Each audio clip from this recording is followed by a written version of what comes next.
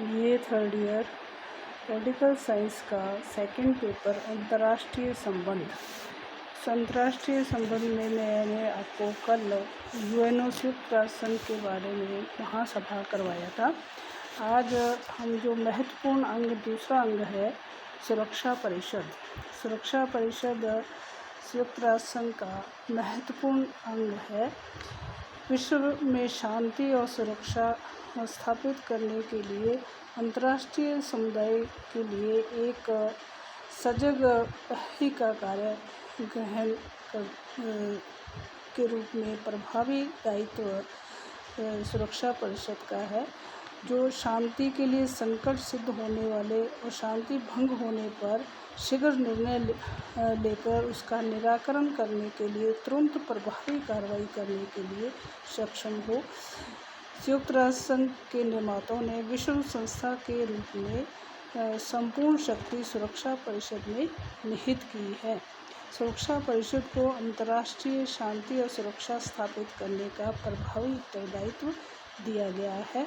महासभा की अपेक्षा सुरक्षा परिषद बहुत छोटा साधन है, परंतु शक्ति महासभा की अपेक्षा बहुत व्यापक है। यदि महासभा मानवता का सर्वोच्च राजनीतिक शक्ति के रूप में विश्व जनमत का प्रतिनिधित्व करती है, तो सुरक्षा परिषद विश्व की सर्वोच्च शक्ति का प्रतिनिधित्व करती है।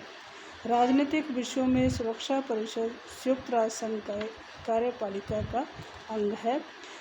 संकट का समय हो या शांति का संयुक्त राष्ट्र संघ के दूसरे अंग कार्य कर रहे हों या न कर रहे हों, वर्ष का कोई भी समय हो, कैसा भी मौसम हो, सुरक्षा परिषद अपना कार्य करती रहती है।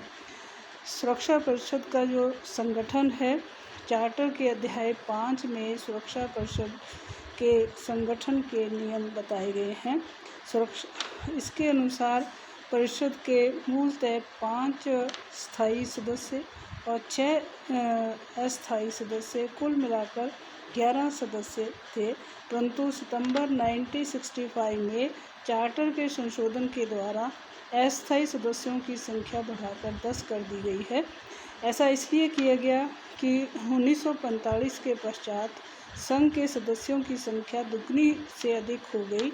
छोटे छोटे राज्य सुरक्षा परिषद में अधिक स्थान की मांग करने लगे। महासभा ने निर्णय लिया कि 10 अस्थायी सदस्यों में 5 एशियाई अफ्रीकी राज्यों में से और 1 पूर्वी यूरोप में और 2 दक्षिणी अमेरिका, शेष 2 पश्चिमी यूरोप या अन्य राज्यों से होने चाहिए। इस प्रकार सुरक्षा परिषद के कुल सदस्य संख्या 15 हो गई। 5 स्थायी सदस्य, इसमें चीन, फ्रांस, रूस, ब्रिटेन और अमेरिका, ये 5 स्थायी सदस्य हैं और 10 सदस्य जो हैं वो अस्थायी सदस्य हैं। सुरक्षा परिषद का अस्तित्व तभी रहेगा जब उसकी सदस्यता बनी रहेगी। अस्थायी सदस्यों का निर्वाचन महासभा अपने 2/3 बहुमत से 2 वर्ष के लिए करती है। सदस्यों का निर्वाचन करते समय महासभा संगठन के उद्देश्यों, अंतर्राष्ट्रीय शांति और सुरक्षा के संबंध में संयुक्त राष्ट्र संघ के योगदान का तथा भौगोलिक क्षेत्रों का प्रतिनिधित्व देने की आवश्यकता पर ध्यान देती है। इस प्रकार से अस्थायी सदस्यों का निर्वाचन में 3 सदस्य 1 वर्ष के कार्यकाल के लिए चुने जाते हैं। 1970 को भारत से 19 गुरुत्व देशों ने सुरक्षा परिषद की संख्या बढ़ाने हेतु एक प्रस्ताव पेश किया कि अस्थायी सदस्यों की संख्या जो है 21 कर दी जाए। इस पर महासभा के विपरीत संयुक्त राष्ट्र संघ की सुरक्षा परिषद की सदस्यता सीमित कर दी गई है। आजकल इसकी सदस्य संख्या 15 है, जिसमें 5 स्थायी सदस्य हैं, दूसरे 10 अस्थायी सदस्य हैं। द्वितीय विश्व युद्ध के पश्चात 5 राष्ट्रों के अतिरिक्त कोई महान शक्ति विद्यमान नहीं थी जो विश्व में शांति और सुरक्षा को कायम रख सके। वास्तव में उस समय एक राजनीतिक निर्णय था कि इन 5 स्थायी सदस्यों के ने चार्टर में गतिशीलता की जगह स्थायित्व को समावेश करने का प्रयास किया गया था।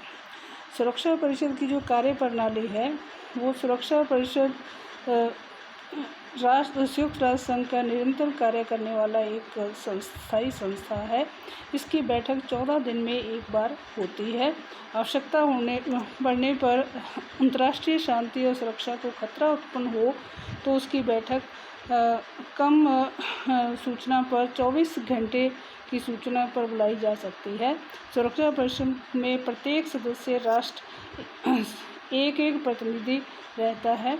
इस परिषद की बैठक में अधिक से अधिक 15 सदस्य उपस्थित होते हैं, जिसमें गंभीर विषयों पर विचार विमर्श करने के लिए निर्णय देने में सुविधा होती है।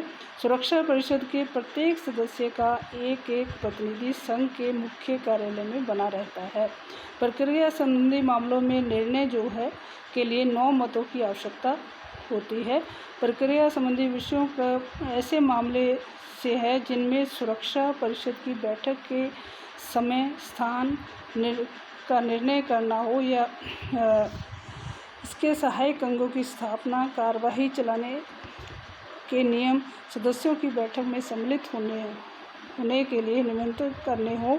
इन अन्य सभी विषयों पर जो है साधारण बहुमत से निर्णय होते हैं। अगर महत्वपूर्ण विषय हैं जैसे इसमें 9 सदस्यों का बहुमत होना चाहिए, 5 स्थायी सदस्य जो है उस निर्णय पर सहमत होने चाहिए। अंतर्राष्ट्रीय शांति और सुरक्षा के संबंध में अगर कोई निर्णय सुरक्षा परिषद को लेना है तो उसमें 9 सदस्य 5 स्थायी सदस्य जो हैं उस निर्णय पर सहमत हो।